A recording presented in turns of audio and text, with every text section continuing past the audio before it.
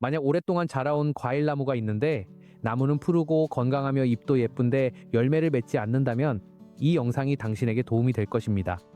오늘은 오랜 세월 동안 실제로 사용되어 온 한 가지 기술을 알려드릴 텐데 제대로 적용하면 그 나무가 열매를 맺기 시작할 수 있습니다. 물론 이 방법에는 올바른 방식과 잘못된 방식이 있습니다.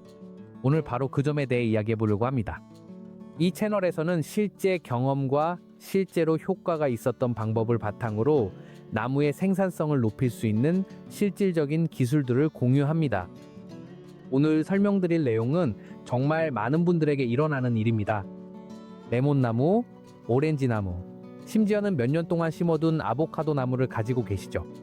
나무는 자라고 새잎이 돋아나고 튼튼해 보이고 건강해 보이지만 꽃이 피지 않거나 아주 조금만 피고 열매가 맺히지 않습니다. 그리고 대부분 처음에 생각하는 것은 비료가 부족하다거나 물이 부족하다거나 나무에 무슨 문제가 있다고 생각하는 것입니다. 하지만 많은 경우 그 어떤 것도 아닙니다. 많은 경우 나무가 너무 편안한 상태에 있기 때문인데 나무가 너무 편하면 자라기만 하고 열매를 맺지 않습니다.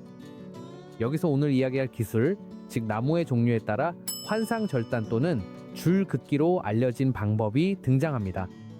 이것은 오랜 세월 동안 농업, 특히 감귤류와 아보카도에서 사용되어 온 기술로 제대로 적용하면 나무를 해치지 않고 오히려 꽃과 열매를 맺도록 자극합니다.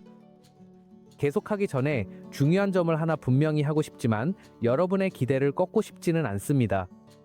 이 기술은 이미 성장하여 구조가 잡힌 나이와 크기상 열매를 맺어야 할 나무에 적용할 때 더 좋은 결과를 보입니다. 아주 어린 나무의 경우 나무는 아직 성장에 집중하고 있으며 가지와 뿌리를 형성하는 단계에 있습니다. 하지만 나무가 이미 충분히 자랐음에도 불구하고 여전히 열매를 맺지 않는다면 바로 이때 이 기술이 진정한 차이를 만들어냅니다.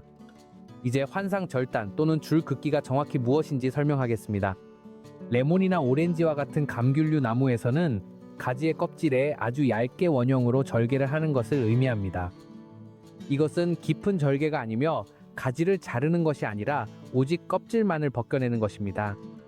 이것은 우리가 공중 접목을 할 때 하는 절개와 매우 비슷합니다. 그리고 이것은 우연이 아니라 원리가 정확히 같기 때문입니다. 이제 다음 내용을 아주 주의 깊게 들어주시기 바랍니다. 왜냐하면 이것이 영상에서 가장 중요한 부분 중 하나이고 사람들이 가장 많이 실수하는 부분이기 때문입니다. 이 기술은 나무의 모든 가지에 적용하는 것이 아니며 대충 눈대중으로 하는 것도 아닙니다. 비율에 따라 진행해야 합니다. 일반적인 규칙은 간단합니다. 최대한 나무 가지의 약 50%만 작업하며 절대 모두 작업하지 않습니다. 혼동이 없도록 명확한 예시를 들어드리겠습니다. 만약 당신의 나무의 주된 가지가 4개라면 2개의 가지에만 이 작업을 하는 것이 맞습니다. 가지가 6개라면 3개에만 작업을 합니다. 가지가 10개라면 5개에만 작업을 합니다. 제 경우를 예로 들면 이 레몬나무에는 가지가 15개 있습니다. 이 규칙을 따르면 그 당시에는 약 7개의 가지에만 이 기술을 적용하는 것이 옳았고 절대 모두에 적용하지 않았습니다. 지금 보시다시피 결과가 눈에 보입니다. 크고 잘 자란 레몬들이 풍성하게 열렸고 게다가 화분에서 키운 것이라 더욱 대단합니다. 이 경우에는 이미 나무가 반응을 보였기 때문에 더 이상 이 기술을 계속 적용할 필요가 없습니다.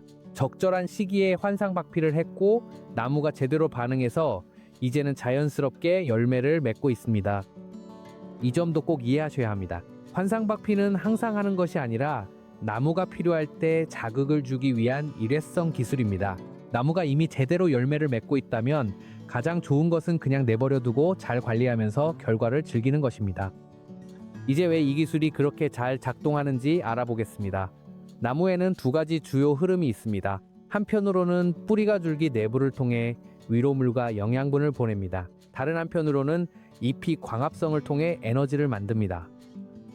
그 에너지는 보통 나무의 껍질을 따라 아래로 내려가 줄기와 뿌리로 전달됩니다. 환상박피를 하면 껍질을 따라 내려가는 에너지의 흐름이 차단됩니다. 그래서 나무가 윗부분에서 만들어낸 모든 에너지가 그 부위에 쌓이게 되고 나무는 자연스러운 반응으로 그 에너지를 번식, 즉 꽃과 열매를 맺는 데 사용하게 됩니다. 그래서 항상 공중 접목을 하면 바로 그 접목 부위 위쪽에 엄청나게 많은 열매가 맺히는 거죠. 그렇지 않나요? 이건 우연이 아니라 정확히 같은 생리학적 원리 때문입니다. 저는 이것을 여러 번 직접 확인해 봤습니다. 환상박피나 공중전목을 한 작은 가지에서 한 가지에 6, 8, 10개, 심지어 그 이상까지 열매가 맺히는 것을 본 적이 있습니다. 반면에 아무것도 하지 않은 같은 나무의 다른 가지들은 열매가 거의 없거나 아예 맺히지 않습니다. 이것은 운이 아니라 나무가 그 자극에 어떻게 반응하는지에 대한 결과입니다. 이제 필요한 재료들과 함께 차분하게 단계별로 설명해 드리겠습니다. 이번에는 한 가지에서만 환상박피를 어떻게 하는지 보여드릴게요. 예를 들어 이 나무는 이미 예전에 작업을 했고 보시다시피 이미 열매를 맺고 있기 때문에 다시 그 기술을 적용할 필요는 없습니다. 하지만 여러분이 자신의 나무에 올바르게 적용할 수 있도록 방법을 보여드리겠습니다. 환상박피를 하려면 잘 드는 칼이나 커터칼만 있으면 됩니다. 그게 전부입니다. 중요한 것은 칼이 잘 들어야 한다는 점인데 여러 번 깨끗하게 잘라야 하기 때문입니다. 환상박피는 매우 간단합니다. 가지를 완전히 둘러싸는 평행한 2개의 절개를 하여 가지 전체를 원형으로 완전히 감싸는 고리를 만듭니다. 이 두 절개는 약 0.5cm, 즉 5mm 정도 간격을 두고 해야 합니다. 정확할 필요는 없고 그냥 참고용입니다. 그 정도 간격이면 충분합니다. 두 절개를 모두 했으면 그 사이에 남아있는 모든 나무 껍질을 제거합니다. 이를 위해 두 고리 사이 중앙에 작은 절개를 내고 가지를 둘러싼 모든 껍질을 벗겨냅니다. 껍질을 제거하면 형성층이 드러납니다. 형성층은 약간 반짝이고 매끄러운 얇은 막처럼 보입니다. 바로 그 모습이 우리가 원하는 것입니다. 여기서 아주 중요한 점을 잘 이해해야 합니다. 나무를 자르거나 공중 전목에서처럼 나무를 긁어내는 것이 아닙니다. 이 경우에는 형성층을 제거하지 않고 더 깊이 들어가지도 않으며 가지 내부를 손상시키지도 않습니다. 오직 나무 껍질만 벗겨낼 뿐입니다.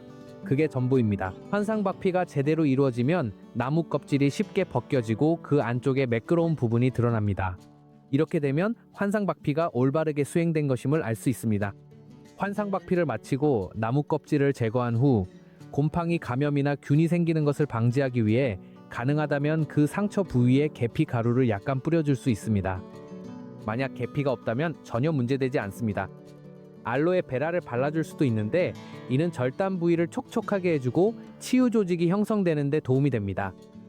그 후에는 더 이상 아무것도 할 필요가 없습니다. 묶거나 덮거나 어떤 것도 씌울 필요가 없습니다. 나무가 나머지는 스스로 처리할 것입니다. 이렇게 하면 이제 열매를 맺지 않던 과일나무가 꽃을 피우고 이전과는 다르게 열매를 맺기 시작할 수 있는 모든 준비가 끝난 것입니다. 바로 단순하면서도 효과적이고 잘 활용되는 기술인 링 처리 환상박피를 적용하는 것이죠. 이 영상이 도움이 되었다면 좋아요를 눌러주시고 열매를 맺지 않는 나무를 가진 분과 공유해주세요. 그리고 채널 구독도 잊지 마세요.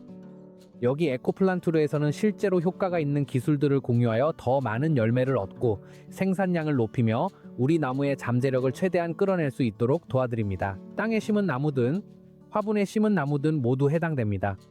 다음 영상에서 또 만나요. 그리고 기억하세요. 많은 경우 더 많은 비료가 아니라 나무를 올바르게 자극하는 방법을 아는 것이 중요합니다. 안녕히 계세요. 그리고 따뜻한 인사 전합니다.